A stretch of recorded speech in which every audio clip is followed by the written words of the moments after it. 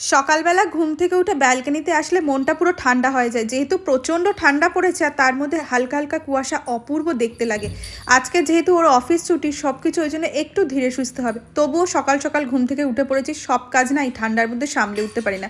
ওরা এখনও কেউ ঘুম থেকে উঠিনি, আর পুচু তো আমার জায়গায় চুপটি করে শুয়ে আছে। সব থেকে বেশি শীতকালে ভালো লাগে এই চায়ের যে ফুডটা ওঠে না, সেটা দেখলেই মনটা ঠান্ডা হয়ে যায়। গরম গরম চা নিয়ে তিনজনে মিলে বসে বসে একটু গল্প করছিলাম আর খাচ্ছিলাম। আর কয়েকদিন ধরে মাম্মাম তো আমাদের বাড়িতে আছে, সেটা তোমরা দেখেইছো আমার আগের ব্লগে। আজকের ওরা টিফিনে বলছিল একটু মুড়ি, চানাচুর আর গরম গরম ঝুড়ি ঝুড়ি ডিম ভাজা।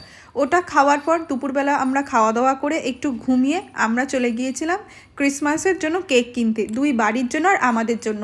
কিন্তু ওখানে গিয়ে যা দেখলাম, মিয়ামোড়ে তো পাই দিতে পারছি না, এত ভিড়, পুরো মনে হচ্ছে যেন একবার ঠাকুর দেখার লাইন। মিয়ামোড়ে ভিড় হবে না ক্রিসমাসের আগের দিন, সেটা কি কোনো দিন হয়? আমরা তো দুই বাড়ির জন্য কেক কিনে নিয়েছিলাম, আর আমার বাবু হচ্ছে পেস্ট্রি খাবে। ও আবার না ওই কেকগুলো খেতে পছন্দ করে না, ও পেস্ট্রি খেতে ভীষণ ভালো লাগে। ওর জন্য পেস্ট্রি কিনে নিয়ে বাইরে একটু সান্টা ক্লজ দাঁড়িয়েছিল, ওর বাবা বলছিল একটু দাঁড়াও, ওখানটা একটু ফটো তুলি, সবাই যেহেতু তুলছে সেই জন্য দাঁড়িয়ে পড়লাম।